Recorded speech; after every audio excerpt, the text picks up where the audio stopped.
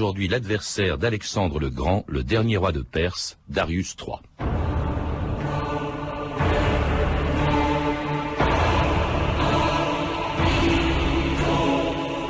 Darius et Alexandre se regardaient d'un œil jaloux et semblaient nés pour se disputer l'empire du monde. Bossuet.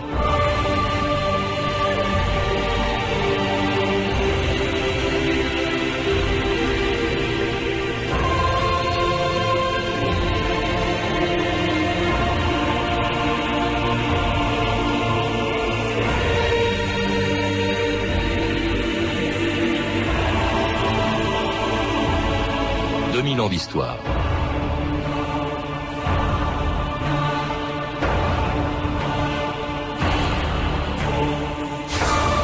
Comme tous les souverains de Perse, on l'appelait le Grand Roi, successeur de Cyrus, de Cambyse, de Darius Ier et de Xerxès.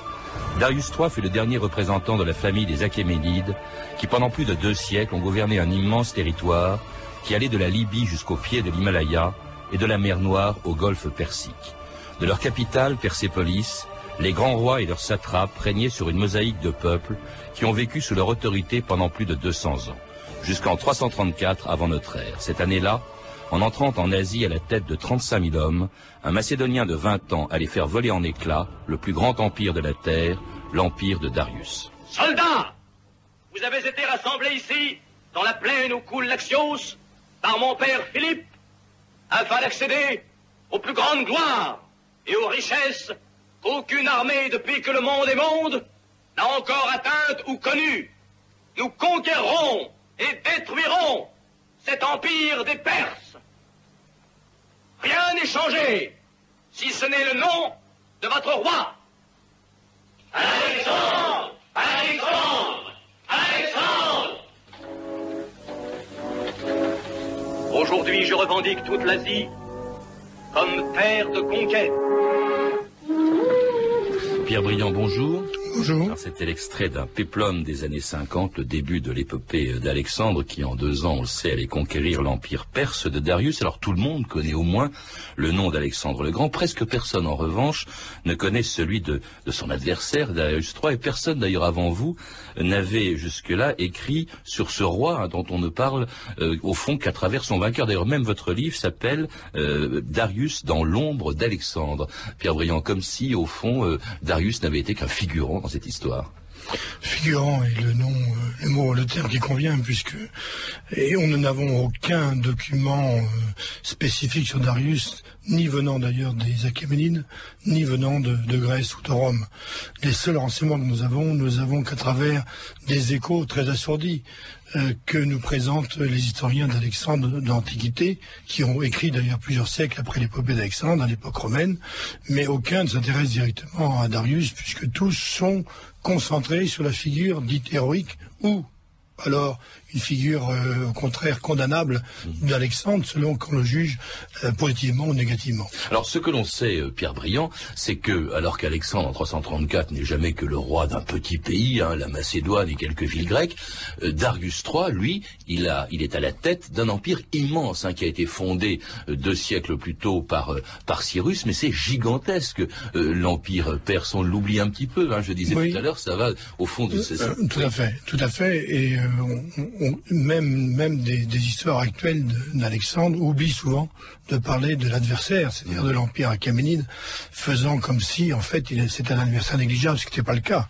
Et l'empire de Darius, effectivement, qui a à peu près la même configuration que celui de Darius Ier, c'est-à-dire presque 2 siècles auparavant, va effectivement de l'Indus à la Méditerranée et de l'Asie centrale à la première cataracte jusqu'à Assouan, et englobe ce qui serait maintenant à peu près une quinzaine de pays à l'heure actuelle, 15 de pays qui comprennent des cultures, des langues, et des cultes, des histoires, des traditions extrêmement différentes l'une de l'autre. Mais le génie achéménide a été de les rassembler dans une entité unique sur le plan politique, de diviser l'empire en grands gouvernements que sont les provinces, les satrapes. Et à l'époque où Alexandre arrive, contrairement à ce qu'on dit souvent, l'empire perse n'est pas du tout un tigre de papier, ni un colosse d'argile, pour reprendre l'expression qui a été créée dès le XVIIe siècle pour dénoncer et définir l'adversaire d'Alexandre. Donc c'est vraiment un adversaire digne de valeur et digne d'être combattu. Et la rapidité relative d'ailleurs du victoire d'Alexandre ne doit pas faire conclure ou postuler justement qu'il n'a combattu que contre un ennemi invisible. Il était bien là.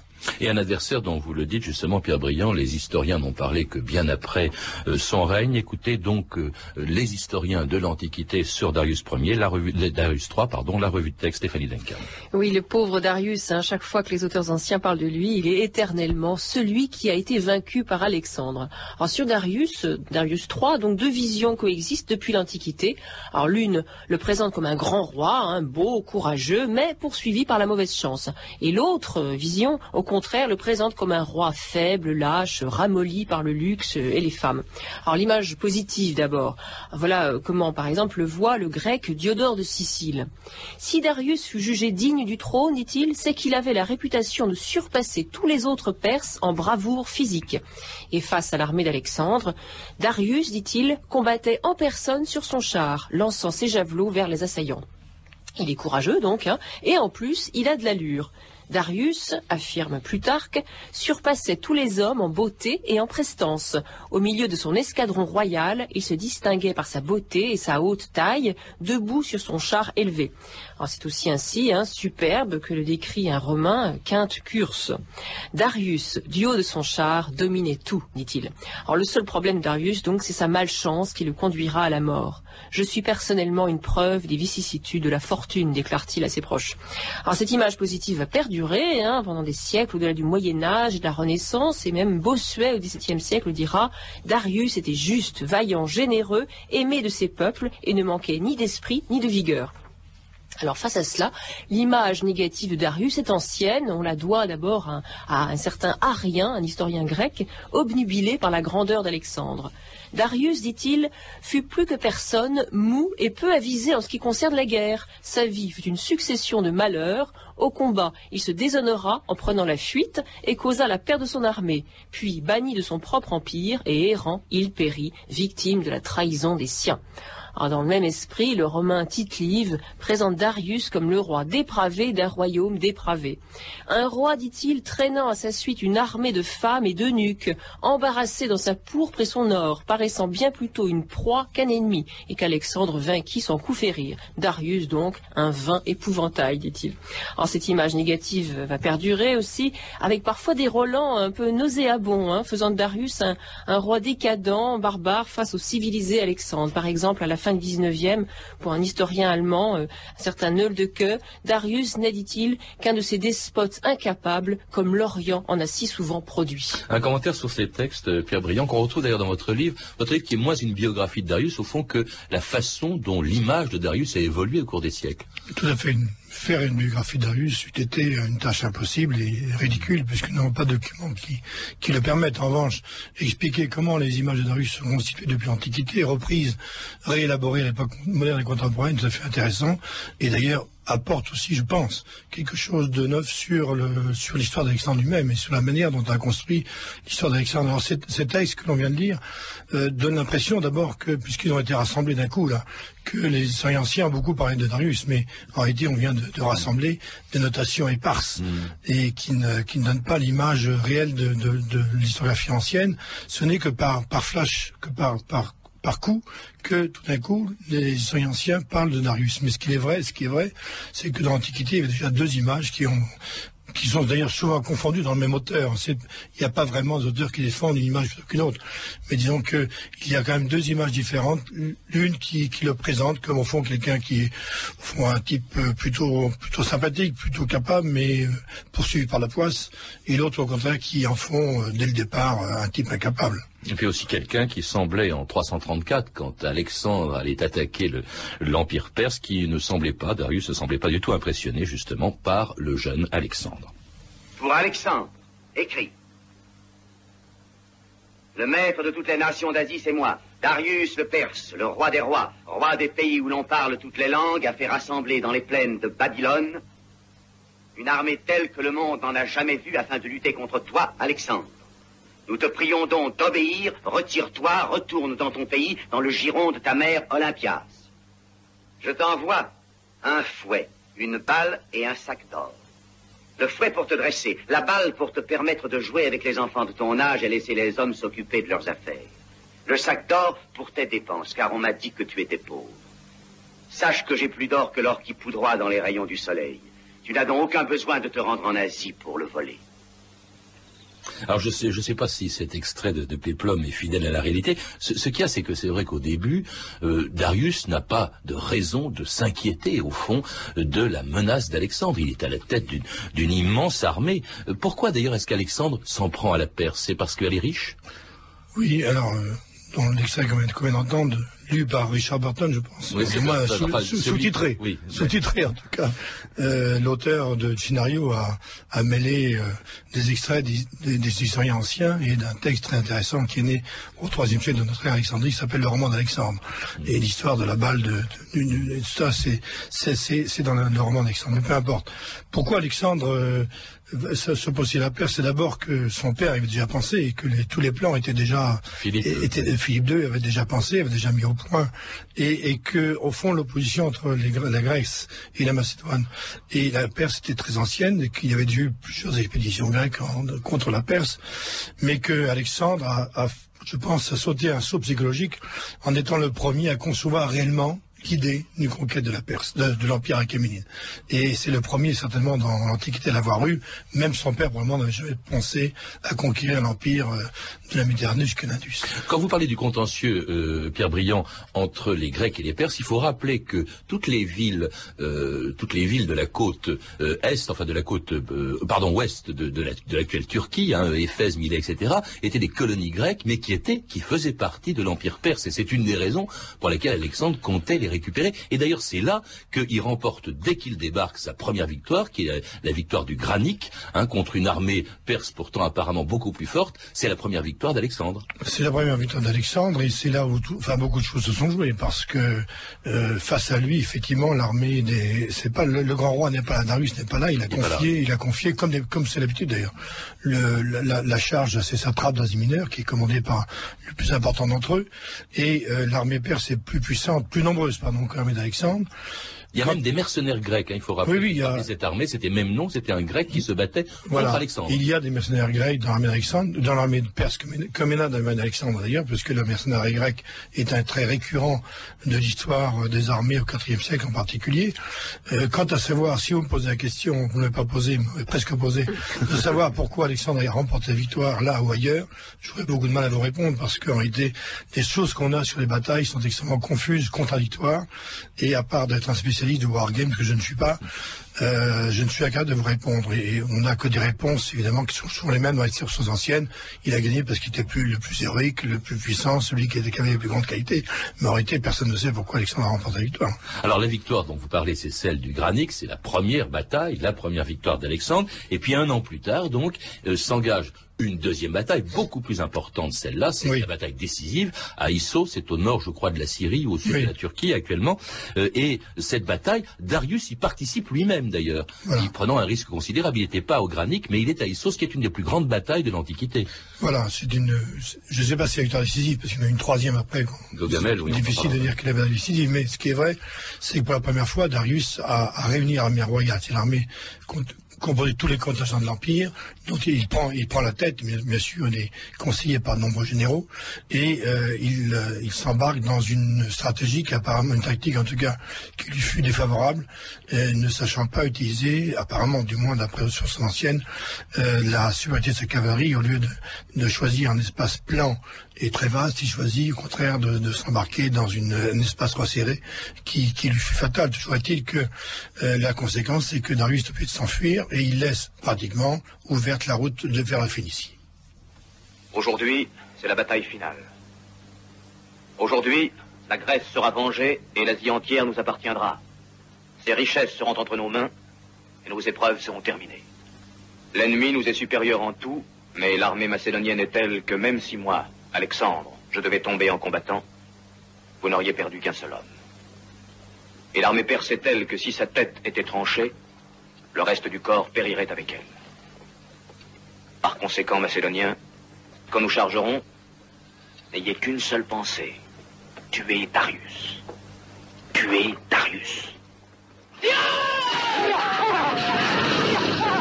d'Alexandre à la bataille d'Issos, c'est vrai qu'au fond, l'empire achéménide ne reposant que sur les épaules d'un seul homme, la mort de Darius qui s'est enfui, vous l'avez dit, la mort de Darius aurait tout changé. La mort de Darius aurait certainement tout changé, d'autant que, en l'occurrence, le successeur possible avait 5 ans. C'est le jeune fils de Darius, qui est d'ailleurs Darius à Issos, qui est capturé après la bataille.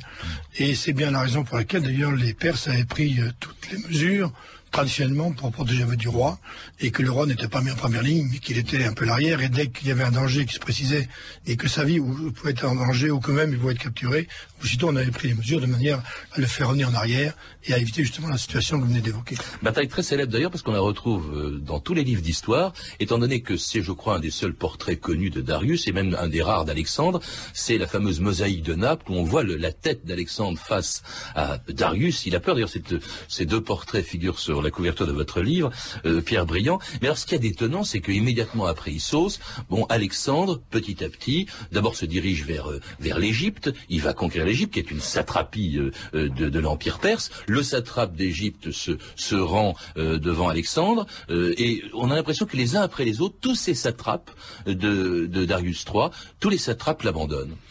Oui, mais ça, il n'y a pas eu de débâcle extrêmement rapide. Après la bataille du Granique, les satrapes sont restés grosso modo fidèles à Darius. Et même après Issos, Darius a nommé un nouveau satrape en Égypte, puisque le tsar d'Égypte a été vaincu et tué à Issos. Et ce n'est vraiment qu'après la bataille de Gaugamel que les satrapes perses, que les Perses vont se rendre en masse. Après Issos, la fidélité à Darius reste relativement importante, en tout cas évidemment dans les pays qui n'ont pas été conquis par Alexandre, ça va de soi. Le plus grave pour Darius, probablement, c'est de voir qu'au fur et à mesure de la conquête, Alexandre s'empare non seulement des territoires, mais qu'il s'empare aussi des élites des pays locaux, à savoir que les élites des pays locaux viennent de voir en disant on est d'accord pour se rendre, tout nous donne les mêmes avantages qu'on avait que sous Darius, et Alexandre accepte, et donc reprend à son avantage les méthodes de gouvernement des Perses. Au fond, il n'y a pas de sentiment national, d'ailleurs le terme n'existe pas, et il y a des quantités de peuples qui vivent dans cet empire. Cela dit, vous l'avez dit, Pierre Briand, si ça marche, si les satrapes, au fond, se rendent devant Alexandre, alors que Darius est en fuite, il continue d'essayer de mobiliser des soldats, c'est aussi parce que Alexandre est assez habile pour maintenir ou pour proposer de maintenir toute l'administration de Darius, toute l'administration royale, et aussi, c'est très important, il respecte la culture et les religions des peuples de Perse. De l'Empire perse. C'est-à-dire qu'il fait exactement ce qu'ont fait les Perses depuis Cyrus, c'est-à-dire qu'il a devant lui un empire multiethnique, multiculturel. Il n'a pas 50 solutions. L'autre solution alternative auquel peut-être des Jacobains aujourd'hui pourraient penser, mais qui ne s'est jamais présenté à l'esprit d'Alexandre, c'est d'unifier, de centraliser. C'est absurde. Donc il a repris les méthodes de gouvernement, faisant en sorte que les cultures locales, les traditions locales soient respectées comme elles étaient du temps des grands rois. Il ne fait rien d'autre que ce qu'ont fait les grands rois. Et il continue de se battre, Alexandre, donc contre Darius, dernière bataille, Gaugamel, qui est au nord de l'Irak, je crois, actuellement, c'est en 331. Et alors, il entre à Babylone, il respecte aussi les villes accueillantes, sauf Persépolis. Vous dites qu'il a fait incendier Persépolis. Pourquoi ? Là, on se pose des questions. Donc après la bataille de Gaugamel, il s'empare suffisamment de Babylone et de Suse, qui étaient 2 des grandes résidences royales. Puis il arrive à Persépolis, et là, il va rester pendant plusieurs mois en Perse. À ce moment-là, Darius est en Médie, au nord de l'Iran actuel, au nord de Hamadan, et préparant une nouvelle armée. Et Alexandre ne sait pas trop quoi faire, on va dire. Et apparemment, d'après ce qu'on croit comprendre, les Perses ne sont pas ralliés en masse à Alexandre. Et il semble que, au fond, il y a 2 hypothèses qui sont possibles, qui ne sont pas d'ailleurs contradictoires l'une de l'autre. Alexandre a voulu faire un geste à destination de la Grèce, démontrant qu'il avait bien rempli la mission qui était la sienne officiellement, celle de venger les destructions opérées par Xerxès en Grèce, mais aussi il a voulu faire un geste à l'égard des Perses, en disant maintenant c'est fini, on ne joue plus, si vous ne l'arrivez pas à moi, je détruis. Donc, il n'a pas détruit Persépolis, il y a eu des destructions localisées sur la terrasse de Persépolis, ça n'a pas été une destruction complète, mais c'était un geste pour montrer que, ça met un geste contradictoire, car en même temps, il affaiblissait sa position qui était de dire ralliez-vous à moi, je ne ferai rien d'autre que ce faisaient les grands rois. Alors là, il a été obligé par la contrainte d'essayer la situation de faire un virage, et il a su faire un autre virage pour reprendre la politique qu'il avait définie. Pendant ce temps-là, Pierre Briand, que faisait Darius? Darius continue en fuite, oui. Disons que, ou alors il s'était replié sur des positions préparées à l'avance, comme on dit. Il est à Ecbatane, donc dans la dernière quatrième des grandes résidences royales. Il prépare une armée en comptant sur les ressources de l'Asie centrale, le Bactriane en particulier. Et c'est là que, au fur et à mesure de l'annonce de la chute de Babylone, de la chute de Suse, de Persépolis, évidemment, la désunion se met dans le camp et comme toujours dans ces cas-là, eh bien, vous avez un complot qui se noue contre Darius. Et précisément, c'est le satrape de Bactriane qui est à l'instigation de ce complot et qui aboutit à la blessure de Darius pendant que les conjurés s'enfuient vers l'Est espérant recréer un nouveau front en Asie centrale. Bien sûr, il est assassiné. Oui, enfin disons qu'il est assassiné, il meurt quelque temps après le départ des conjurés, et c'est là que se situe une scène qui est probablement une scène fictive, puisque en fait, il est clair que lorsqu'Alexandre arrive, Darius est mort, mais une autre tradition, qui a été reprise ultérieurement par la tradition persane d'ailleurs, voulait qu'Alexandre arrivât juste au moment où Darius prononça ses derniers mots, où il lui confiait la tâche de le venger. Mon fils, Alexandre, contemple à présent ce que je fus et ce que je suis. Seul, sans personne auprès de moi pour me fermer les yeux. Que les Macédoniens et les Perses prennent le deuil pour moi. Prends ma fille Roxane pour épouse, afin que le sang de Darius et de Philippe se mélange en elle, et que nos deux mondes ne fassent plus qu'un. Que nos deux mondes ne fassent plus qu'un. Entre tes mains, je remets mon esprit. Certains historiens ont dit que justement, comme on vient de l'entendre dans cette lettre imaginée pour ce film, que Darius, à la fin, admirait beaucoup Alexandre, et inversement d'ailleurs qu'Alexandre avait de l'admiration pour Darius. Il lui a célébré, il y a eu des honneurs funèbres qui ont été rendus par Alexandre, et Alexandre a châtié d'ailleurs les assassins de Darius. Pierre Briand. Oui, il faut faire attention parce que l'extrait qu'on vient d'écouter, c'est un extrait en fait du roman d'Alexandre. Oui, toujours, oui. Qui a été pris. C'est un bon péplum, hein. Oui. C'est vrai que comme on ne sait pas grand-chose de l'histoire de Darius, voilà. Là, c'est la les réalisateurs scène, se sont inspirés de ce qui avait été écrit sur lui. Oui, tout à fait. Et donc, en fait, c'est une scène qui a été imaginée du côté macédonien pour mettre en scène, au fond, une thèse qui était que Alexandre a succédé dans l'harmonie à Darius et qu'il a été, en fait, le successeur désigné par Darius lui-même sur son lit de mort, de façon à, dit-il, unir l'Asie, l'Orient et l'Occident par le mariage avec Roxane qui n'eut jamais lieu, mais qui a été inventé pour le besoin de la cause par l'auteur du roman d'Alexandre, même si ultérieurement, effectivement, Alexandre a épousé des princesses iraniennes et même une fille de Darius, effectivement, à la fin de sa vie. Tous les aristocrates macédoniens ont épousé, je crois qu'il y a eu 10 000 mariages qui ont été faits justement pour que se mêlent, comme on entendait, le sang de Darius et celui d'Alexandre, les Grecs et les Perses. Oui, tout à fait. Et au fond, d'une certaine manière, Darius est mort, mais l'Empire, au fond, ne fait que changer de main. Il passe entre les mains d'Alexandre et plus tard, d'un de ses généraux qui va donner la dynastie séleucide. Tout à fait. Et Alexandre, la politique d'Alexandre, en particulier à la fin de sa vie, plus encore à la fin de sa vie, c'était justement de mener ce petit rapprochement entre les élites gréco-macédoniennes et les élites iraniennes et de promouvoir ces mariages, intermariages fastueusement célébrés à Suse en 325.